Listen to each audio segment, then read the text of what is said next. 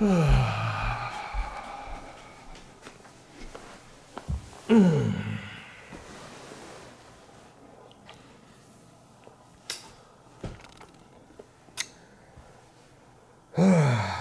day.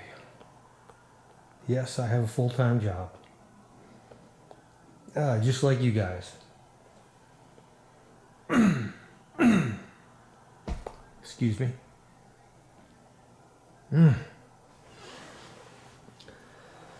Oh my gosh.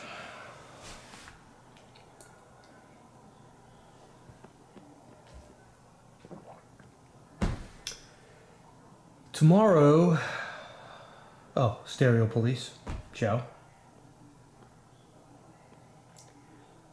Tomorrow or the next day, well, first of all, oh gosh, I don't have a script. Where do I start?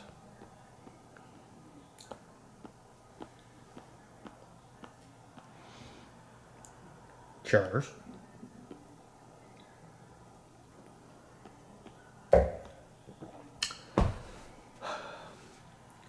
Before I get bored doing this stuff again and take a year off, I have so many things I'd like to talk about, and technical things too. I'm not just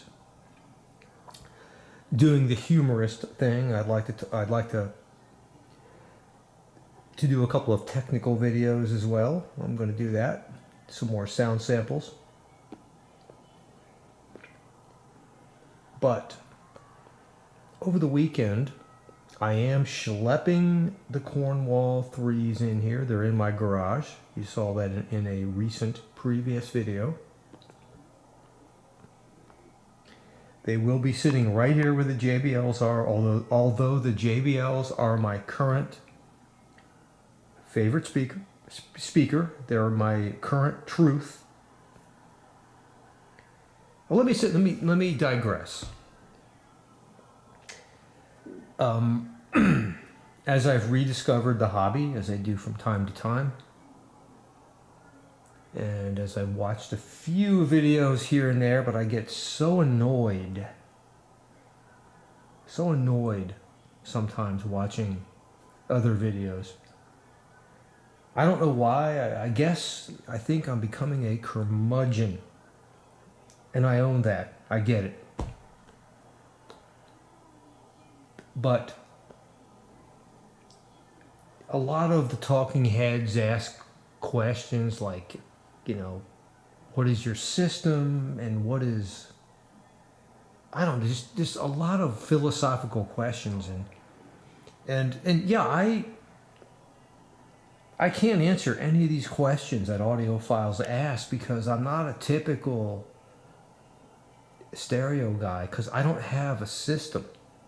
I mean, you're looking around now, you've seen my past videos, and I don't have a system. I'm more of a nomad. I think it's silly to have a system. Why would you have a system? I think it's great to have a whole bunch of shit and constantly change things and move things in and out. I mean, why wouldn't you do that? Why would you be married to a component? I don't get it, but that's just me. Because your mood changes, your emotions change, things change. And things get stale, and change is good. You want to look at something new, you want to hear something different. I mean, why would you be married to a system? I don't get it. And in terms of defining what is hi-fi and what sound, what high fidelity should sound like, who gives a shit? There's no definition. It's whatever your happy place is. I mean, to give you one example, I mean, this little Fisher Studio Standard mid-fi, I mean, that for a while, that's my happy place. Who cares? I mean, I like it for reasons other than how it sounds. There's emotion and nostalgia and many other factors that I'll talk about later involved in hi-fi. Other than the "I'm better than you" factor. This right here is the "I'm better than you" factor, and fuck that. And this is a good segue into what's going to be hopefully my next video.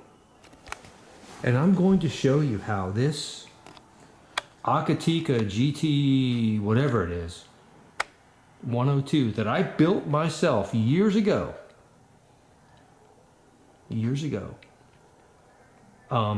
As I discovered the other day when I was just tinkering around, when I was driving this power amp from the preamp section of this behemoth right here, this coveted amp. And by the way, this Luxman is a fantastic, I mean, this is one of the best integrated amps of all time, I believe. It's very neutral. It's a reference integrated amp. There's no question about it.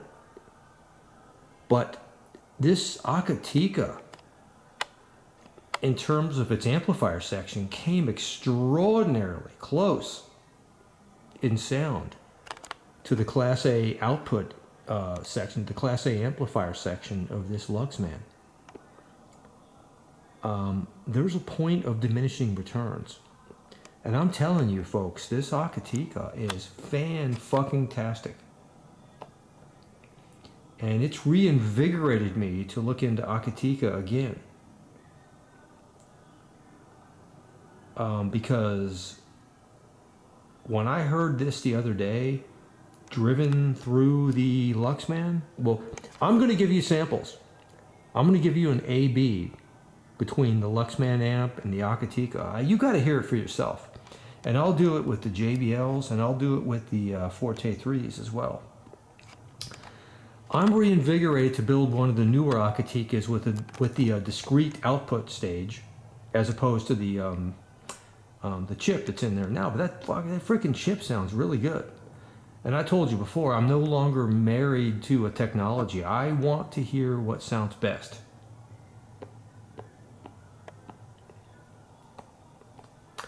And anyway, that's going to be a subsequent video that I'm making. And forgive me, I'm really fatigued. I had a hell of a day today, and I am tired. I'm having my first glass of vino right now, and I'm trying to make a video for you guys. I don't know when I'm going to get fatigued with this hobby again. When I do, I'll put it to bed again, like I said, for another year. But I appreciate that you guys appreciate it. But I'm reinvigorated, especially about this, because I know and I think there's a lot of bullshit in high-end audio and in hi-fi. And I think you can get a sweet system.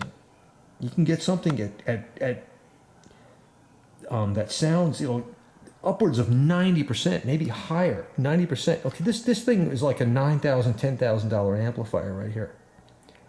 And I think you could approach 90% of this, maybe more,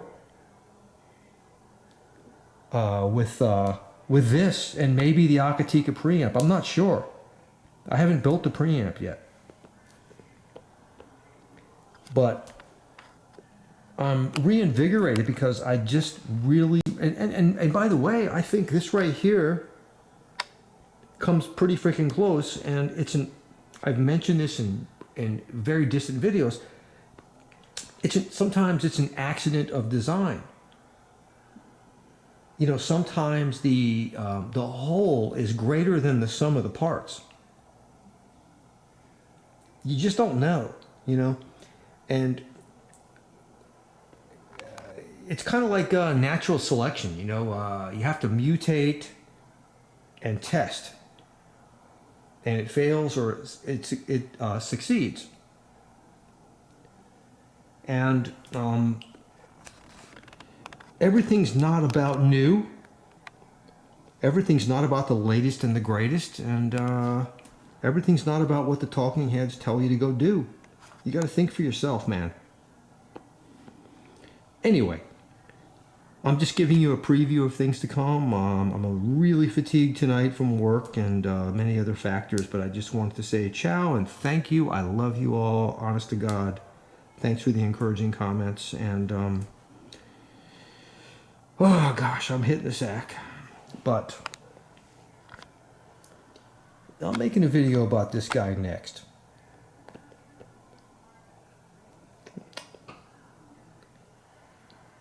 I'll see you all real soon. I've been wanting to bring those Forte 3s in, but they're so damn heavy and I'm alone right now. And just getting them in here is going to be a nightmare. But again, I'll see you guys real soon. More videos forthcoming. Thanks for the kind words. Ciao. Stereo Police out.